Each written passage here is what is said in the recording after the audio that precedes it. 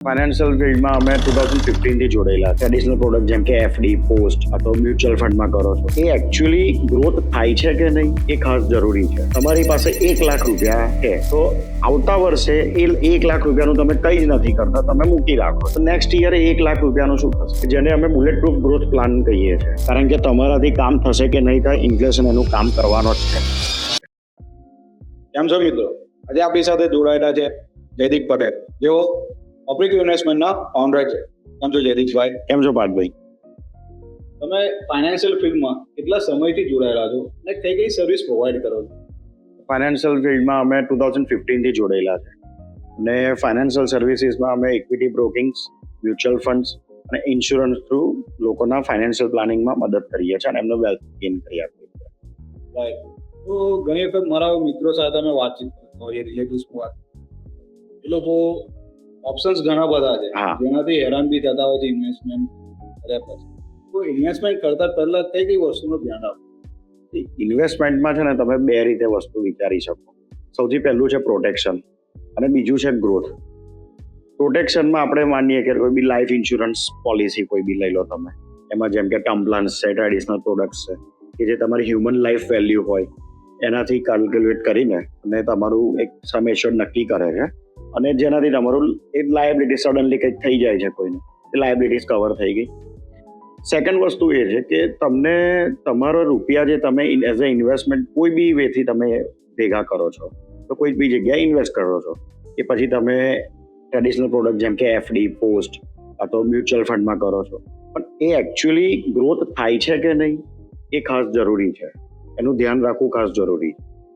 આમ જોવા જઈએ તો હું તમને એક પ્રશ્ન પૂછું કે તમારી પાસે 1 લાખ રૂપિયા છે તો આવતા વર્ષે એ 1 લાખ રૂપિયાનું તમે કંઈ જ નથી કરતા, તમે મૂકી રાખો છો તો નેક્સ્ટ યર 1 લાખ રૂપિયાનું શું થશે? કામ જોઈએ તો મૂકી રાખીશ તો 1 લાખમાં 1 લાખ જ રૂપિયા રહેશે. બરાબર. હું એનું તમને એ કહીશ કે 1 લાખ રૂપિયાના 94 કે 95,000 રૂપિયા થશે. એ વેલ્યુ ડિક્રીઝ થશે. એનું રીઝન એ છે કે ઇન્ફ્લેશન. ફાઇનાન્શિયલ ફિલ્ડમાં કોઈ બી સ્ટેટ અથવા તો કોઈ બી કન્ટ્રીના ગ્રોથમાં ઇન્ફ્લેશન બહુ મોટો ભાગ ભજવે છે. આજે તમે તમારા રૂપિયાને સારી જગ્યાએ ઇન્વેસ્ટ નથી કરતા કાં તો પાર્ક નથી કરતા, તો જે વસ્તુ તમને અત્યારે 100 રૂપિયાની પડવાની છે એ નેક્સ્ટ યર તમને 4 થી 5% મોંઘી થશે. એનો મતલબ છે જો તમે 1 લાખ રૂપિયા એ મૂકી રાખશો તો એ આવતા વર્ષે 94 કે 95,000 રૂપિયાની જ વેલ્યુ રહેશે.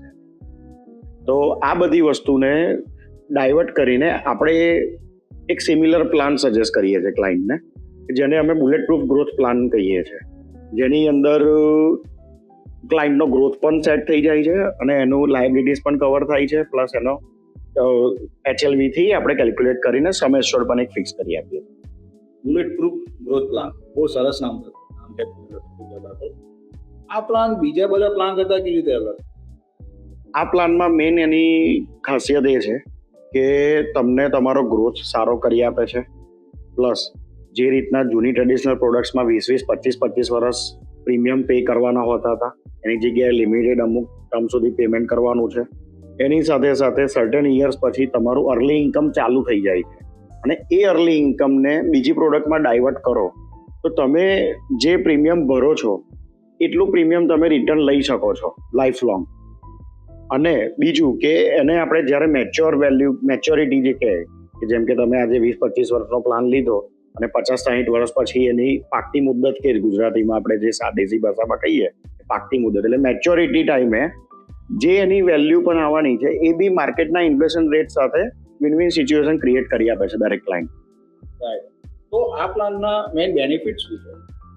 મેઇન બેનિફિટ્સમાં જોવા જઈએ તો પહેલું તો અર્લી ઇન્કમ ચાલુ થઈ જાય છે. જેમ કે મની બેક તમે સાંભળ્યું હશે, એ મની બેક આની અંદર ફર્સ્ટ યરથી પણ સ્ટાર્ટ થાય છે, 5th યરથી પણ સ્ટાર્ટ થાય છે, 12th યર પછી પણ સ્ટાર્ટ થઈ શકે છે.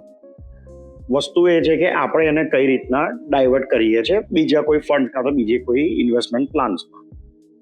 બીજું કે આની અંદર તમારે લાઈફ લોંગ સુધી એના ઇન્કમની રાહ નથી જોવાની, બરાબર. બીજામાં ડાયવર્ટ કરો છો એટલા માટે ઇન્ફ્લેશન સાથે બીટ કરે એવું રિટર્ન પણ જનરેટ થાય છે, પ્લસ ટાઈમ ટુ ટાઈમ એનો સમ એશ્યોર્ડ પણ વધતો જાય છે અને મેચ્યોરિટી ટાઈમ પર 100% ઇન્ફ્લેશનને બીટ કરે એવી અમાઉન્ટ મળે.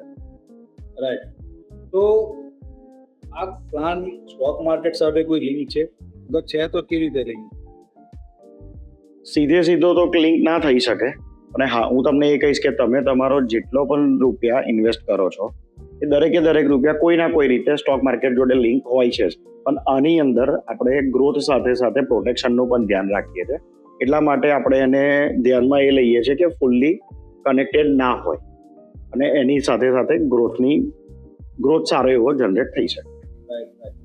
સો આપણે જે પ્લાનની વાત કરી રહ્યા છે તો મેં ઘણી જગ્યાએ સાંભળ્યું છે, તો મારા પેરેન્ટ્સ જોડે બી અમે એકવાર ઇન્સિડન્સ થઈ ગયા છે કે ભાઈ ઇન્વેસ્ટ કરી દીધું પણ એમાં એક્ઝિટ લેવું છે, બહાર નીકળવું છે, તો પેનલ્ટી લાગતી હોય છે, પેનલ્ટી ભરવી હોય છે. તો આમાં એવું કંઈ લાગુ પડી રહ્યું છે આપણને પ્લાનમાં? લાગુ પડે, પણ ઈડાના નિયમ પ્રમાણે દરેકે દરેક કંપનીએ એના દરેક પ્લાનમાં કંઈક ને કંઈક એક્ઝિટ લોડ લગાવતો હોય છે કે જ્યારે તમે ફોર એક્ઝામ્પલ એને 20-25 વર્ષ માટેનો પ્લાન સિલેક્ટ કર્યો છે, તમે 5-6 વર્ષમાં એને એક્ઝિટ લેવાની વાત કરો ત્યારે બની શકે કે એમાં 50-60% સુધી પણ એ લોકો ચાર્જ લગાવતા હોય. પણ હું આમાં પણ તમને એ જ કહીશ કે આની અંદર આ પ્લાનની મેઇન બેનિફિટ જ એ છે કે તેમાં લિમિટેડ પીપીટી સેટ કરી શકીએ છીએ. તો તમે પહેલા દિવસથી જ એ પીપીટી સેટ કરો કે તમે જે સારી રીતના એને ભરી શકવાના હોય. તો પેનલ્ટી તો ના કહી શકાય, જો તમે તમારા ઇન્વેસ્ટમેન્ટ પીરિયડ પરથી ચૂક્યા એ બટ ઓબ્વિયસ છે કે તમને ચાર્જ લગાવશે. રાઈટ. અગેન ઘણા લોકો એવા પણ હોય છે કે જે લોકો ઇન્વેસ્ટ પણ નથી, હા, પણ ઇન્વેસ્ટ કરતા જીવે છે, ભરાય છે, એ સમય કંઈક ના કંઈક રીઝનના લીધે. હા, આ લોકો માટે તમે શું કહી દેશો? મારું સજેશન એ હશે કે તમે જ્યારથી અર્નિંગ સ્ટાર્ટ કરો છો, તમારું ફર્સ્ટ અર્નિંગ, તે દિવસથી જ તમારે તમારો ઇન્વેસ્ટમેન્ટ સ્ટાર્ટ કરી દેવું જોઈએ. એ ભલે પછી 100 રૂપિયા હોય, 500 રૂપિયા હોય, 1000 હોય, વોટેવર તમારી જે સેલરી છે એની જોડે જોડે ઇન્વેસ્ટમેન્ટ સ્ટાર્ટ કરી દેવું જોઈએ. જેટલું ડીલે તમે કરી રહ્યા છો એટલો તમારો ગોલ ચૂકી રહ્યા છો. રાઈટ. તો આમાં એવું કોઈ ખરું કે જેને ઇન્વેસ્ટમેન્ટ એકવાર કરી દીધું, હા, તો એના પછી ને ફ્યુચરમાં બેનિફિટ મળશે કે નહીં મળે, કે એ લોકોને અંદર ને અંદર ક્વેશ્ચન્સ રહેતા હોય રિટાયરમેન્ટ? હા. તો આમાં કશું કોઈ પ્લાનમાં બેનિફિટ્સ ખરો કે રિટાયરમેન્ટ પછી પણ મળતી હોય? યા તો મોસ્ટલી અમે લોકો છે ને, જ્યારે વાત કરું મ્યુચ્યુઅલ ફંડમાં જ્યારે હું ઇન્વેસ્ટમેન્ટ કરાવતા હોઈએ તો તે વખતે લોકોને એવું હોય કે અમારે ખાલી દર મહિને રૂપિયા વાપરવા માટે જોઈએ. અને જ્યારે અર્લી એજનો કોઈ ક્લાયન્ટ હોય કે જેને માની લો 25-26 વર્ષનો ક્લાયન્ટ છે કોઈ, જે ઇન્વેસ્ટમેન્ટ સ્ટાર્ટ કરે છે, એને એની ચિંતા રિટાયરમેન્ટની હોય, પણ એની પહેલા એને એના લાઈફમાં ઘણા બધા ગોલ્સ છે. મેરેજ છે, હોમ છે, ગાડી લાવી છે, ફરવા જવું છે, છોકરાઓ થશે, છોકરાઓનું એજ્યુકેશન, ફ્યુચર, એ લોકોનું મેરેજ. ગોલ બેઝ પ્લાનિંગ કરવું જરૂરી. અને દરેકે દરેક ગોલ બેઝ પ્લાનિંગમાં એક તમારું સિક્યોરિટી પણ જરૂરી છે. એટલા માટે જ અમે આ બુલેટ પ્રૂફ ગ્રોથ પ્લાન લાયા છે કે જેની અંદર એક ગોલ બેઝ પ્લાનિંગ પણ સેટ થાય, એની લાયબિલિટી પણ કવર થાય, સમ એશ્યોર્ડ પણ કવર થાય, અને ટાઈમ સ્લેબ પ્રમાણે એમને મેચ્યોરિટી જોઈતી હોય કાં તો સરેન્ડર કરીને ફંડ વેલ્યુ વિથડ્રો કરવી હોય તો બી ઓપ્શન છે.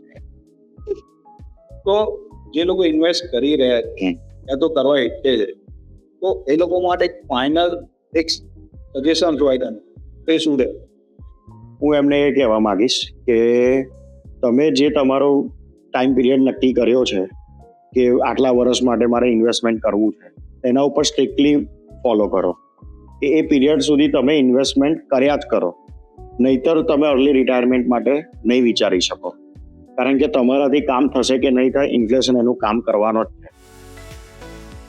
તો મિત્રો, જે પણ આપણને સલાહ મળી છે, આઈ હોપ તમે બધા ફોલો કરો. And thank you so much જયદીપભાઈ. થેન્ક યુ ભારતભાઈ માટે. Thank you so much. Thank you all. બસ મળી ગયા.